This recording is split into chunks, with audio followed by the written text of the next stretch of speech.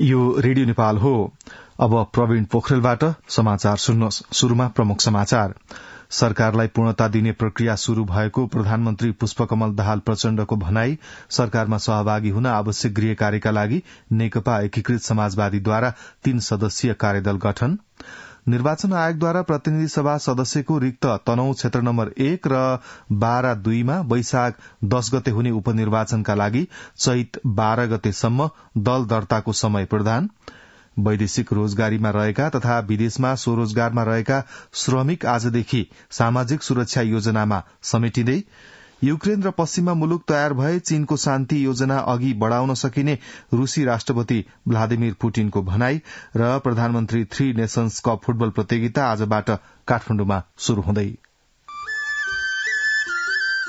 सुन त, भोलिको मिटिङको लागि सबैलाई फोन गर्यो? छैन सर, मेरो मोबाइलमा ब्यालेन्स नै थिएन। अलि पछि गर्छु ल्यान्डलाइनबाट। ल हेर, मोबाइलमा ब्यालेन्स छैन भनेर हुन्छ?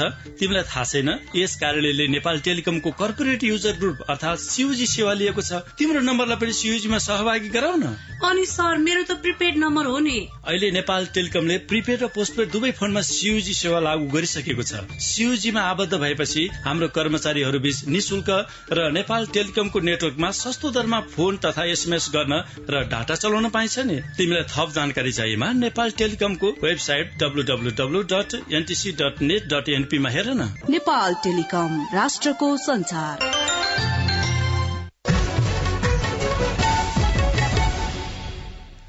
समाचार अब विस्तारमा।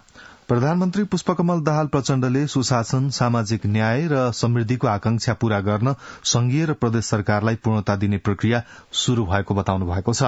गोर्खाको पालुङटार नगरपालिका 2 स्थित पन्थहिटी कटहरे हर्मी साहिलटार सड़क स्तरोन्नतिको हिजो शिलान्यास गर्नुहुँदै प्रधानमन्त्री प्रचण्डले विश्वासको मत लिएसँगै सरकारलाई पूर्णता दिन नेपाली कांग्रेस लगायत अन्य दलसँग छलफल शुरू भइसकेको बताउनुभयो। प्रधानमन्त्री प्रचण्डले अबको विकास सड़क मात्र सीमित नभई रोजगारी सिर्जना, उत्पादन वृद्धि र युवा जनशक्ति विदेश पलायन हुनबाट रोक्नुपर्ने आवश्यकता पनि औल्याउनुभयो। नेपालमा विकासको मोडेलको बारेमा पनि हामीले पुनर्विचार गर्नुपर्ने, हाम्रो मोडेल कस्तो हुने भन्ने कुरा। त्यो उत्पादन वृद्धिसँग, रोजगारी सृष्टिसँग, शिक्षा स्वास्थ्यसँग जोडेर बाटो बनायो भने त्यो बाटोले साँच्चै नै रोजगारी पनि सृष्टि गर्छ, उत्पादन पनि वृद्धि गर्छ, निर्यात बढेर जान्छ, आयात घटेर जान्छ। यदि त्योसँग जोडिएन र विशुद्ध बाटो मात्रै भनियो भने अनि जग्गा बाँझो रहँदै जाने, युवा पलायन हुने प्रक्रियाको कारणले गाउँघरमा युवा जनशक्ति भेट्नै गाह्रो हुने, यो परिस्थिति भयो भने देशको आउने दिन अझ बढी गम्भीर हुन्छ भन्ने चिन्ता सरकारको छ। प्रधानमन्त्री प्रचण्डले विकासलाई शिक्षा, स्वास्थ्य र रोजगारीसँग जोडेर योजना बनाउनु पर्ने पनि बताउनुभयो। हिजै प्रधानमन्त्री प्रचण्डले जातीय विभेद र उत्पीड़नको अन्त्य गरी दलित समुदायको हक अधिकार सुनिश्चित गर्न सरकार प्रतिबद्ध रहेको बताउनु भएको छ। अन्तर्राष्ट्रिय जातीय भेदभाव उन्मूलन दिवसका अवसरमा हिजो काठमाडौँमा आयोजित कार्यक्रममा प्रधानमन्त्री प्रचण्डले दलित समुदायको उन्नतिका लागि कानून तथा नीतिगत सुधार गर्न सरकार प्रतिबद्ध रहेको बताउनुभयो। प्रधानमन्त्री प्रचण्डले क्षतिपूर्ति सहितको विशेष अधिकार र सकारात्मक विभेदको प्रक्रियाबाट मात्रै दलित समुदायको अधिकार र समानता सुनिश्चित हुन सक्ने बताउनुभयो। प्रधानमन्त्री प्रचण्डले अन्तर्राष्ट्रिय जातीय भेदभाव उन्मूलन दिवसको अवसरमा न्याय र स्वतन्त्रताको चेत सहित समानताको भावना विकसित गर्न र छुवाछुत मुक्त समाज निर्माणमा योगदान गर्न सबैलाई आग्रह समेत गर्नुभयो। निर्वाचन आयोगले प्रतिनिधि सभा सदस्यको रिक्त तनहुँ क्षेत्र नम्बर 1 र बारा क्षेत्र नम्बर 2 को आगामी वैशाख 10 गते आइतबार हुने उपनिर्वाचनमा भाग लिन चाहने राजनैतिक दल दर्ताका लागि यही चैत 12 गतेसम्मको समय उपलब्ध गराएको छ। गत मक्सिर 4 गते सम्पन्न प्रतिनिधि सभा सदस्यको निर्वाचनमा तनहुँ क्षेत्र नम्बर 1 बाट निर्वाचित रामचन्द्र पौडेल राष्ट्रपति र बारा क्षेत्र नम्बर 2 बाट निर्वाचित राम सहाय प्रसाद यादव उपराष्ट्रपतिमा निर्वाचित हुनु भएपछि उपनिर्वाचन हुन लागेको हो। आयोगले हिजो सार्वजनिक सूचना जारी गरी उक्त समय अवधि दिएको जनाएको छ। विद्यमान कानून अनुसार सभाको रिक्त रहेको सदस्यका लागि उपनिर्वाचन हुने र निर्वाचनको मिति आयोगले तोक्ने व्यवस्था छ। आयोगले यसअघि चितवन क्षेत्र नम्बर 2 मा वैशाख 10 गते उपनिर्वाचन गर्ने गरी राजनैतिक दल दर्ताको कार्य सकाइसकेको छ। आगामी वैशाख 10 गते हुने उपनिर्वाचनको विषयमा छलफल गर्न जनता समाजवादी जसपाले पार्टी कार्यकारिणी समितिको बैठक आह्वान गरेको छ। आज बालकुमार स्थित पार्टी कार्यालयमा दिउँसो 1 बजे कार्यकारिणी समितिको बैठक बस्ने गरी आह्वान गरिएको कार्यकारिणी समिति सदस्य शिवलाल थापाले जानकारी दिनुभयो। आजको बैठकमा वैशाख 10 गते प्रतिनिधि सभा अन्तर्गत 3वटा निर्वाचन क्षेत्रमा हुने उपनिर्वाचनमा पार्टीका तर्फबाट उम्मेद्वारी लगायतका विषयमा छलफल हुने जनाइएको छ। नेकपा एकीकृत समाजवादीले सरकारमा सहभागी हुन आवश्यक गृह कार्यका लागि 3 सदस्यीय कार्यदल बनाएको छ।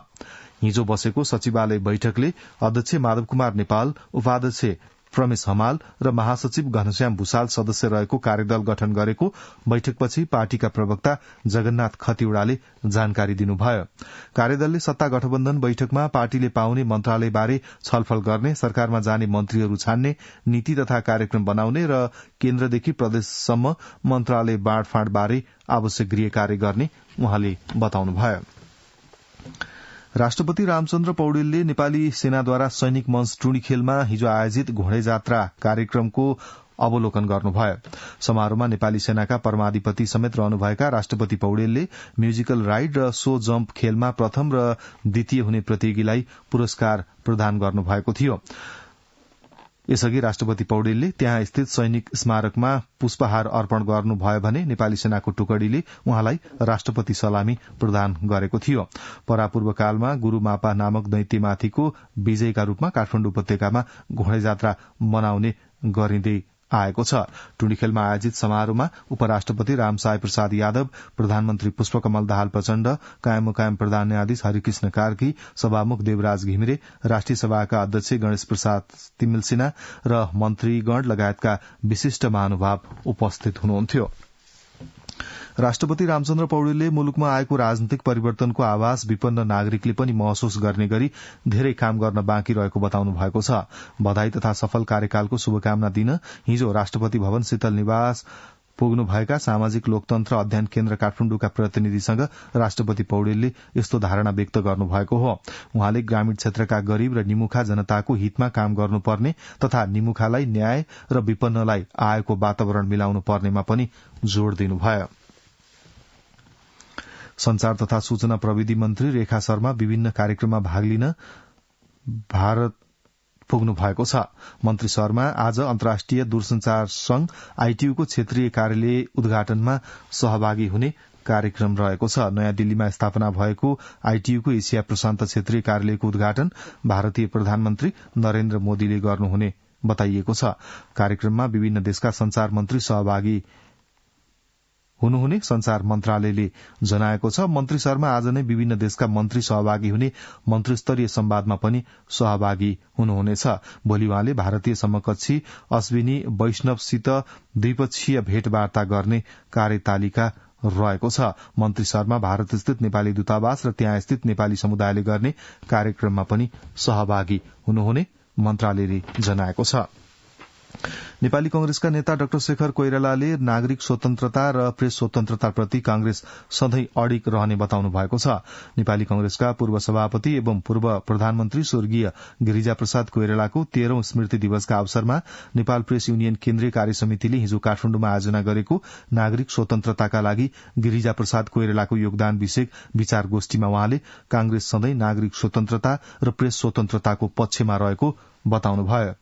कार्यक्रममा नेपाली कंग्रेसका महामन्त्री गगन कुमार थापाले शान्ति प्रक्रियाका बाँकी कामलाई चाँडै टुंगोमा पुर्याउनु पर्ने बताउनुभयो। शान्ति प्रक्रियाका बाँकी कामलाई टुंगोमा पुर्याउन ढिलासुस्ती गरे भविष्यमा यसले थप जटिलता निम्त्याउन सक्छ, पीड़ितको भावनामाथि चोट पुर्याउने काम गर्नु हुँदैन, महामन्त्री थापाले भन्नुभयो।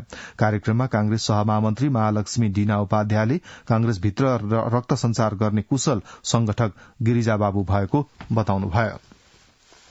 मन्त्री परिषदको सोमबारको निर्णय अनुसार प्रमाणीकरण भएका अयोग्य लडाकुलाई 2 लाख रूपियाँ राहत दिन सरकारले आजदेखि आवश्यक प्रक्रिया अगाडि बढ़ाउने भएको छ।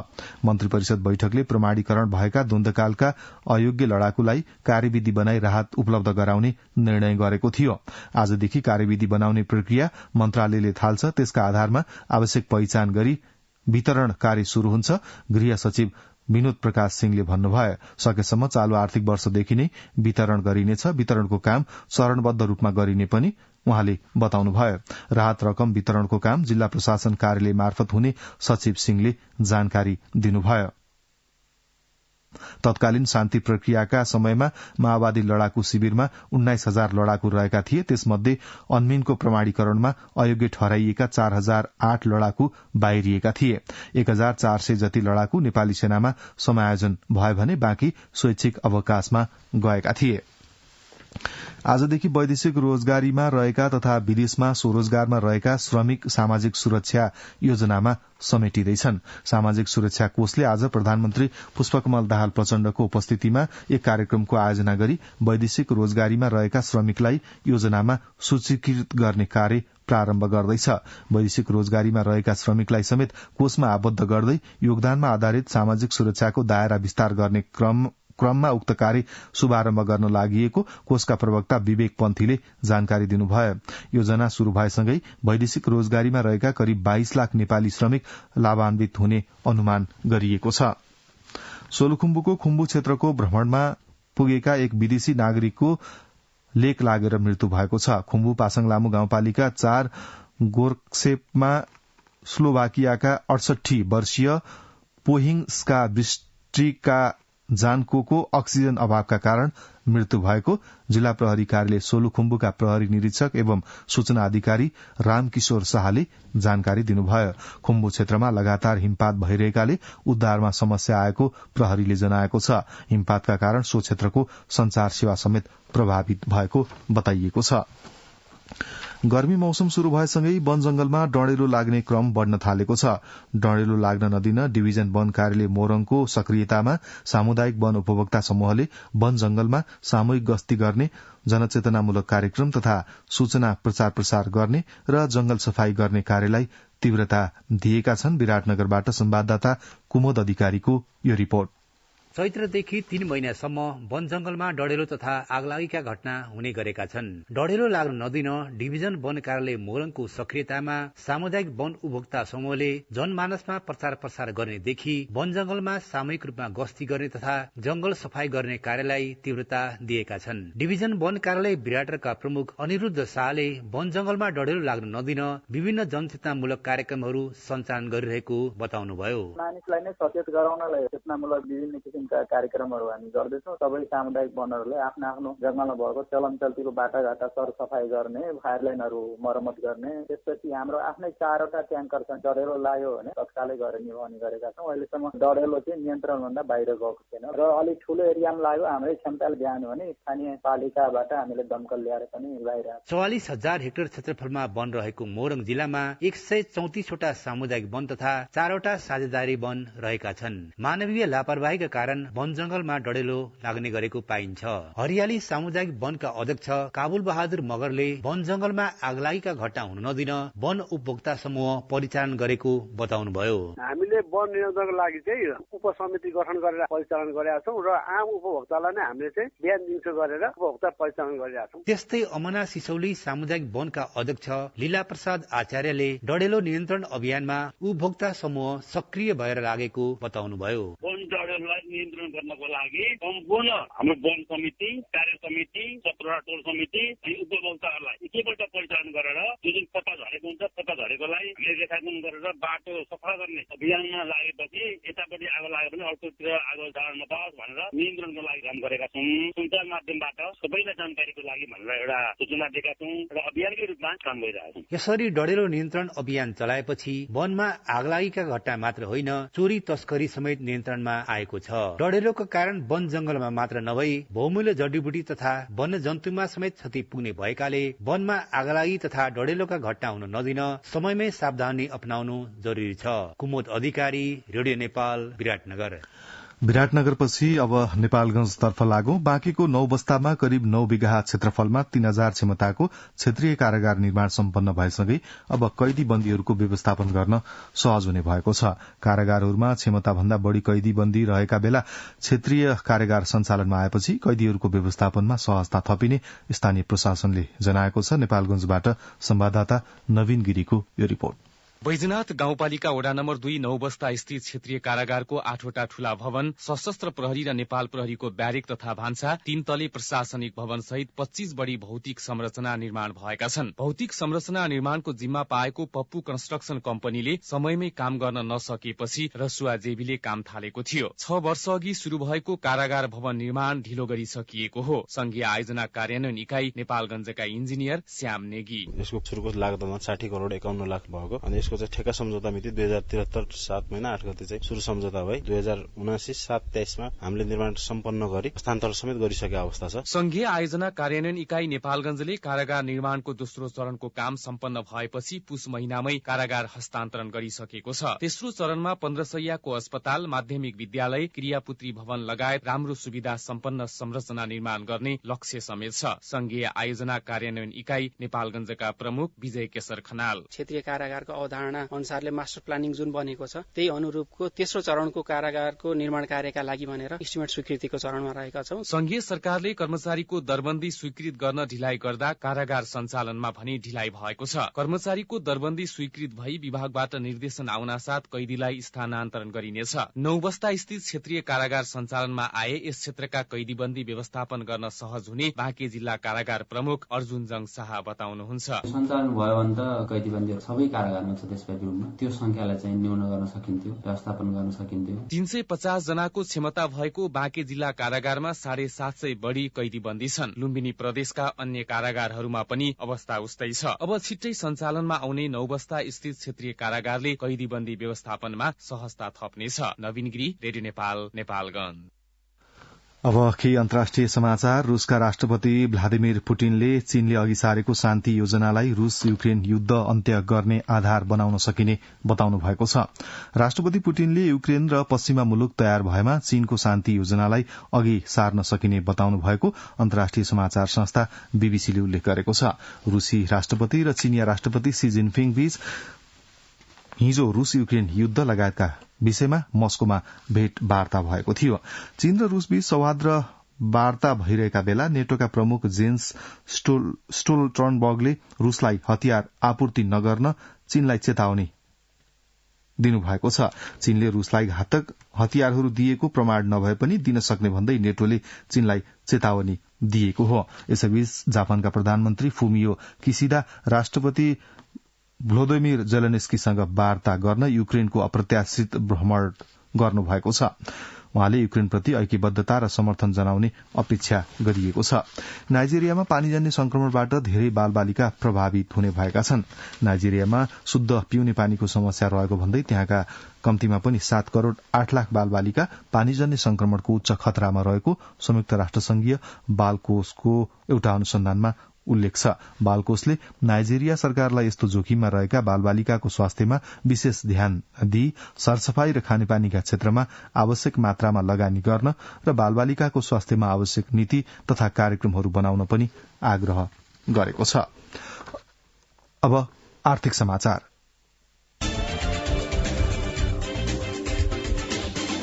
नवप्रवर्तनात्मक स्टार्टअप उद्योग तथा उद्यमलाई परियोजना धितोमा राखेर 25 लाख रुपियाँसम्म बिउ पुँजी उपलब्ध गराउने प्रक्रिया शुरू भएको छ। उद्योग वाणिज्य तथा आपूर्ति मन्त्रालयले स्टार्टअप उद्यम कर्जा कोष कार्यविधि स्वीकृत गरी कार्यान्वयनमा ल्याएसँगै 3% को सहुलियतपूर्ण ब्याज दरमा बिना धितो कर्जा पाउने अवस्था सिर्जना भएको हो। यो व्यवस्थासँगै कार्यविधिले तोकेको मापदण्डमा परेका स्टार्टअपहरूले अधिकतम 7 वर्षसम्मका लागि 3% ब्याज दरमा 25 लाख रुपियाँसम्म बिना धितो ऋण पाउनेछन्। उद्योग वाणिज्य तथा आपूर्ति मन्त्रालयले स्टार्टअप उद्यम कर्जा कोष कार्यविधि तयार पारेर कार्यान्वयनका लागि उद्योग विभागमा पठाएको छ।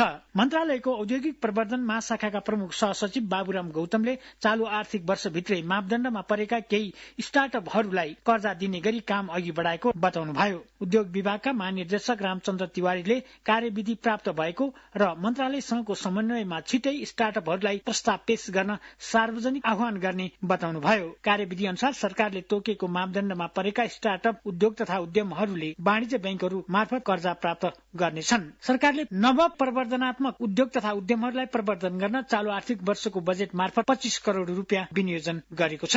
करिब 62 वर्षको अवधिमा नेपालको उद्योग क्षेत्रमा मात्रै करिब 28 खर्ब बराबरको लगानी भएको पाइएको छ। उद्योग विभागले सार्वजनिक गरेको तथ्याङ्क अनुसार चालू आर्थिक वर्षको फागुन मसान्तसम्म विभिन्न क्षेत्रका उद्योगमा 27 खर्ब 82 अर्ब रुपियाँ बराबरको लगानी प्रस्ताव भएको छ। आर्थिक वर्ष 2017-18 देखि आर्थिक वर्ष 2079-80 सम्म 8974 उद्योगका लागि त्यस्तो लगानी प्रस्ताव भएको हो। तथ्याङ्क अनुसार हालसम्म दर्ता भएका उद्योग मध्ये सबैभन्दा धेरै लगानी प्रस्ताव साना उद्योगहरूमा रहेको छ। हालसम्म दर्ता भएका उद्योगले 6,70,255 जनालाई रोजगारी उपलब्ध गराउने प्रतिबद्धता गरेका छन्। विभागले सार्वजनिक गरेको चालू आर्थिक वर्षको 8 महिनाको तथ्याङ्क अनुसार स्वदेशी र विदेशी लगानीका 183 वटा उद्योगका लागि 1 खर्ब 55 अर्ब बराबरको विदेशी लगानी प्रतिबद्धता आएको छ। त्यसमध्ये 239 विदेशी लगानीका उद्योगका लागि 31 अर्ब 21 करोड़ 11 लाख 32 हजार लगानी प्रतिबद्धता प्राप्त भएको छ। कोशी प्रदेशका मुख्यमन्त्री हिक्मत कुमार कार्कीले सरकारले गर्ने लगानी उत्पादकत्व वृद्धि गर्नेमा केन्द्रित हुनुपर्ने बताउनु भएको छ। भौतिक पूर्वाधार विकास मन्त्रालय विराटनगर महानगरपालिका र उद्योग संगठनको संयुक्त लगानीमा विराटनगर 17 रानी भन्सार 1 नम्बर गेट क्षेत्रमा निर्माण गरिने आकाशे पुल र स्वागतद्वारको शिलान्यास गर्दै मुख्यमन्त्री कार्कीले सरकारले गर्ने लगानीले उत्पादन वृद्धि हुनुपर्नेमा जोड़ दिनुभयो। मुख्यमन्त्री कार्कीले सरकारले निर्माण गर्ने संरचना र परियोजनाहरूको लगानीले मुख्य रूपमा उत्पादन वृद्धि, व्यापार घाटा न्यूनीकरण, आयात प्रतिस्थापन एवं रोजगारी वृद्धि हुनुपर्ने आवश्यकता उठाउनुभयो। राजस्व परामर्श समितिले आगामी आर्थिक वर्ष 2080-81 को बजेटमा कर प्रशासन क्षेत्रको सुधारका लागि सुझाव माग गरेको छ। अर्थ मन्त्रालयले गठन गरेको राजस्व परामर्श समितिले सूचना जारी गर्दै आगामी आर्थिक वर्ष 2080-81 को आर्थिक ऐन तर्जुमा गर्दा अवलम्बन गर्नुपर्ने राजस्व नीतिका साथै भन्सार महसुल, मूल्य अभिवृद्धि कर, आयकर, अन्तःशुल्क, गैरकर एवं चुहावट नियन्त्रण लगायतका समग्र राजस्व प्रशासनको सुधारका सम्बन्धमा चैत 20 गते भित्र सुझाव उपलब्ध गराउन अनुरोध गरेको छ। समितिले गठन गरेका विषयगत 9 वटा उपसमितिलाई सुझाव पठाउन निजी क्षेत्र, सरकारी निकाय एवं सरोकार राख्ने सबैमा सूचना मार्फत अनुरोध गरिएको छ। भुवन आचार्य। अब खेल समाचार। प्रधानमन्त्री थ्री नेशन कप फुटबल प्रतियोगिता बुधबारबाट काठमाडौँमा शुरू हुँदैछ। त्रिपुरेश्वरी स्थित दशरथ रंगशालामा हुने प्रतियोगितामा नेपाल, भुटान र लाओसले प्रतिस्पर्धा गर्नेछन्। प्रतियोगिताको उद्घाटन खेलमा नेपालले बुधबार लाओसको सामना गर्दैछ। नेपाल र लाओस बीचको खेल साँझ 6 बजे शुरू हुनेछ। घरेलु मैदानमा नेपाल लाओस विरुद्ध उत्कृष्ट नतिजा निकाल्ने योजनासहित मैदानमा उत्रनेछ। नेपाली टोलीका कप्तान किरण चेम्जुङले छोटो तयारी भए पनि लाओस विरुद्ध खेल्न नेपाली टोली तयार रहेको बताएका छन्। प्रतियोगिताका लागि नवनियुक्त मुख्य प्रशिक्षक भिन्सेन्जो अल्बर्टो एनिसले किरणको कप्तानीमा 23 सदस्यीय टिम घोषणा गरिसकेका छन्। एनिसले घोषणा गरेको टोलीमा 7 जना नयाँ खेलाडी छन्। अभिषेक बराल, सनिश श्रेष्ठ, पदम भट्टराई, मणिकुमार लामा, सुमित श्रेष्ठ, नवीन लामा र दीपकराज सिंह ठकुरी पहिलो पटक राष्ट्रिय टोलीमा परेका छन्। नयाँ प्रशिक्षक र नयाँ खेलाडीको कारण टोलीका लागि चुनौती भए पनि त्यसलाई स्वीकार गरेर अघि बढेको कप्तान किरणले बताए। मुख्य प्रशिक्षक एनिसले प्रतियोगिताका लागि आफूले उत्कृष्ट खेलाडी छनौट गरेको बताए। एनिसले विपक्षी टिमको गुण आफूले देखेको र आफ्नो टिमको गुण समेत जानकारी भएको बताए। नेपालले 2016 पछि पहिलो पटक लाओससँग खेल्न लागेको हो। एफसी सोलिडारिटी कपको सेमिफाइनलमा नेपाल र लाओस बीच प्रतिस्पर्धा भएको थियो, जसमा 2-2 गोलको बराबरीपछि नेपालले पेनाल्टीमा 3-0 खेल जितेको थियो। लाओसका मुख्य प्रशिक्षक माइकल वेसले आफूसँग युवा खेलाडी रहेको बताउँदै राम्रो नतिजाकै लागि खेल्न आएको बताए। लाओसका कप्तान सोकाफोन वडिचेङ खामले प्रतियोगिताका लागि पहिलो पटक नेपाल आउँदा खुसी लागेको बताउँदै प्रतियोगिताका लागि उत्साहित रहेको बताए। भुटानका मुख्य प्रशिक्षक पेमाले प्रतियोगिताका लागि 2 महिनाबाट तयारी गरेको बताए। उनले अन्य टोलीको जस्तो आफ्नो टोलीको लक्ष्य पनि उपाधि रहेको जानकारी गराए। भुटानी कप्तान चिन्जुङ ग्रासले प्रतियोगिताका लागि आफू उत्साहित रहेको बताए। सिंगल राउन्ड रोबिनको आधारमा हुने प्रतियोगिता शीर्ष 2 टोलीले उपाधिका लागि चैत 17 गते खेल्नेछन्। प्रतियोगिताको विजेताले $5,000 उपविजेताले $3,000 पाउने एन्फाले जनाएको छ। प्रतियोगिताको उत्कृष्ट खेलाडीले $500 र खेलको म्यान अफ द म्याचले $250 पाउनेछन्। चैत 11 गते भुटान र लाओस भिड्नेछन्। त्यस्तै चैत 14 गते नेपाल र भुटान भिड्नेछन्। अजय बम। अब मौसम। आज कोशी, बागमती तथा गण्डकी प्रदेशका केही स्थानमा मेघगर्जन, सट्याङसहित मध्यम वर्षा हुनुका साथै देशका उच्च पहाड़ी भेग र मध्य प्रदेशका एक दुई स्थानमा पनि मध्यम वर्षाको सम्भावना रहेको जल तथा मौसम विज्ञान विभागले जनाएको छ। गत 24 घण्टामा काठमाडौँ उपत्यकामा मापन गरिएको अधिकतम तापक्रम 22 डिग्री सेल्सियस, न्यूनतम तापक्रम 12 डिग्री सेल्सियस, वर्षा 0.6 मिलिमिटर, सापेक्षिक आर्द्रता 89%। आज दिउँसो काठमाडौँ उपत्यकाको अधिकतम तापक्रम 20 देखि 22 डिग्री सेल्सियसका बीच रहने अनुमान गरिएको छ। काठमाडौँ उपत्यकामा सूर्योदय अघि बिहान 6:06 भयो भने सूर्यास्त भरे साँझ 6:16 हुनेछ। अब अन्त्यमा यस प्रसारणका प्रमुख समाचार एकपटक फेरि सुन्नुहोस्। सरकारलाई पूर्णता दिने प्रक्रिया शुरू भएको प्रधानमन्त्री पुष्पकमल दाहाल प्रचण्डको भनाई।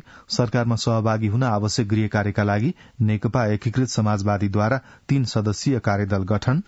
निर्वाचन आयोगद्वारा प्रतिनिधि सभा सदस्यको रिक्त तनहुँ क्षेत्र नम्बर 1 र बारा 2 मा वैशाख 10 गते हुने उपनिर्वाचनका लागि चैत 12 गतेसम्म दल दर्ताको समय प्रदान। वैदेशिक रोजगारीमा रहेका तथा विदेशमा स्वरोजगारमा रहेका श्रमिक आजदेखि सामाजिक सुरक्षा योजनामा समेटिँदै। युक्रेन र पश्चिमा मुलुक तयार भए चीनको शान्ति योजना अघि बढ़ाउन सकिने रूसी राष्ट्रपति भ्लादिमिर पुटिनको भनाई। र प्रधानमन्त्री 3 नेशन्स कप फुटबल प्रतियोगिता आजबाट काठमाडौँमा शुरू हुँदै। यसका साथै बिहान 7 बजेको समाचार यही सकिन्छ। रेडियो नेपाल सुन्दै रहनुहोला। हवस् त, नमस्ते।